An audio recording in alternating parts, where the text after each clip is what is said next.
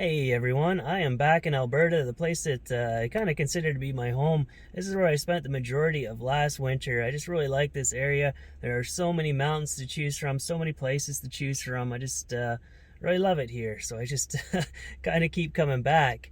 But it would be nice to do some traveling this winter. If the American border ever reopens, I'd love to go up to Alaska and drive the Dalton, so I'll just have to wait and see if that ever happens.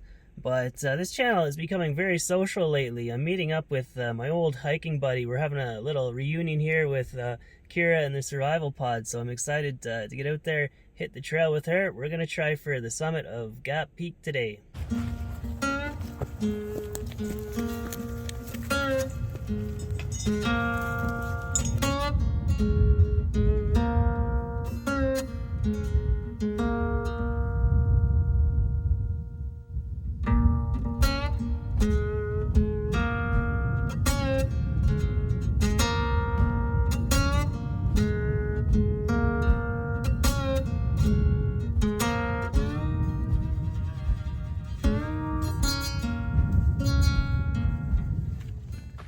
There's surprisingly little snow up here, considering it's almost December. Now you've jinxed it.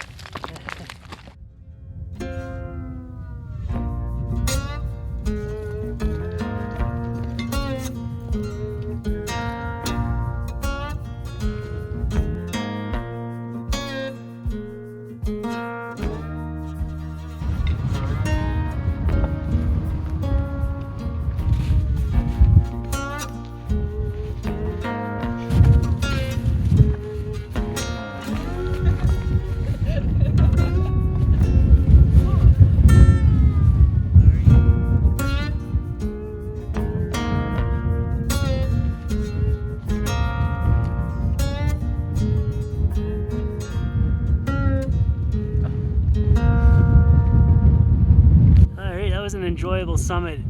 It is brisk up here. Not going to stick around too long. It's a little too windy for the drone too, but we got the three sisters over there.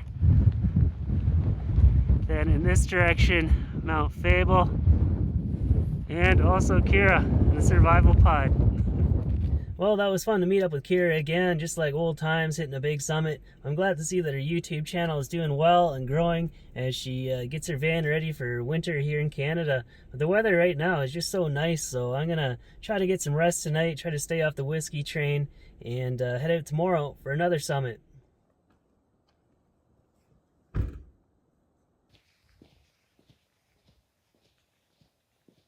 Alright, I parked at Yamnuska this morning. I'm going to try to hike beyond that mountain to Mount Wendell. I think it's about a 20-kilometer round trip. Slept in a little more than I should have. The hardest part right now is just dealing with how short the daylight hours are. But I'm surprised by just how little snow there is, so I'm trying to get as much done as I possibly can while it's all easily accessible.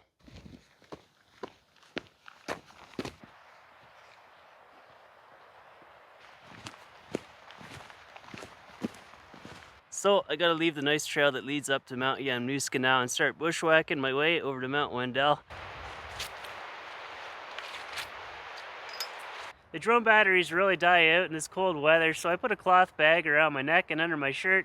They're dangling a little lower than I like. I'll have to do a better job in this next time. But judging by the sound of the wind, I don't think I'm gonna be able to use a drone period today, and I don't want to think about what the wind chill is gonna be like up there in the summit. I'm gonna be hauling some quick and cold butt today.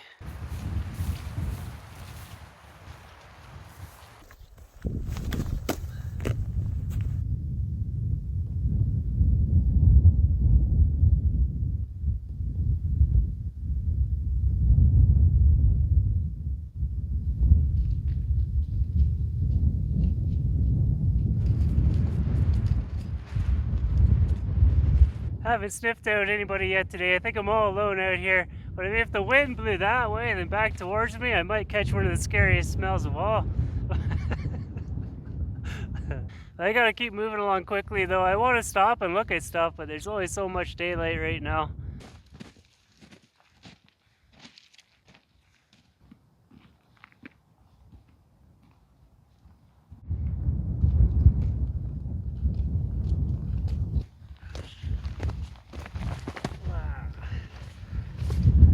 Even though this peak is drone friendly, I'm not going to do it. These wind gusts are just way too crazy.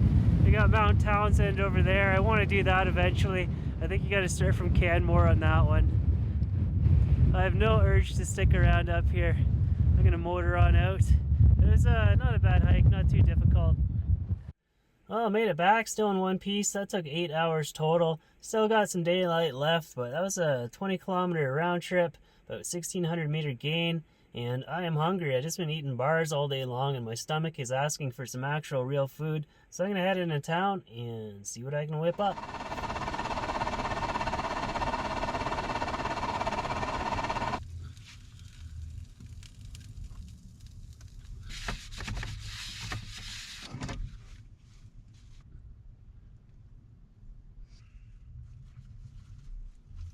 Well, I don't think I'm going to head out tomorrow for round 3 on another hike. My legs could use a day of rest, and I should probably talk about some van life on this so-called van life channel of mine. So as you guys know, I've been trying to sell this van. I'd like to move on to something else. I'd like to have some more space, 4x4, high clearance, off-road capability, so I can drive through deep snow and deeper into the backcountry. I think it'd be a good choice content-wise for this channel and natural progression. So as far as I can tell, there are 2 main choices that'll check off all the boxes of my needs. It'd either be a Ford Econoline or a Chevy Express. With both of those, you can do a custom 4x4 conversion with a lift kit. There's a few companies around that'll do it for you. There's Quigley down in the States, and I also found a company in BC called Clydesdale that'll do it for you. I've already reached out to them. They say that the process takes about 3 weeks to complete, which is kind of a problem for me because I'd basically be homeless for that amount of time. And you also have to book it a month or 2 in advance. So it'd be nicer to have something sooner rather than later. So I'm trying to keep my eye out for a good used one. And also it'd be a whole lot cheaper to get something used as opposed to getting it all brand new. So I've been doing pretty good on YouTube and also Patreon over the last year financially, so this isn't about me asking for money or anything. Some people have suggested that I should start up a GoFundMe, but it's just not necessary. It's just up to me to continue doing the work and continue getting good quality videos out there on YouTube on a regular basis for you guys to watch and enjoy. And another thing about starting up a new van build, it would open the door wide open for new content on a build series. I've done absolutely everything that I can with this van. There's nothing left to do. It's just me waiting around for things to break down so that I can try to repair them. A lot of people want me to put a cash number on this van, but it's just incredibly difficult for me to do. I've been waiting for offers. Uplanders, they do not have a high resale value, but this one has a brand new transmission installed by Chevy in Cranbrook. That was not a cheap job to do, and I've done a very good job keeping up with maintenance. Anything that it needed, it got, and there's also a ton of extras included with this van. So that's why I said earlier that probably the best option for me would be to keep it and just squeeze as much value out of it as I possibly can. Some other people have suggested that I should donate it, and that's an idea as well. I mean, if the right person stepped up, they had a cause, and they could also afford to take care of the van and maintain it, that'd be great. And maybe even have a YouTube channel so that we can all keep up to date with the future adventures of this van.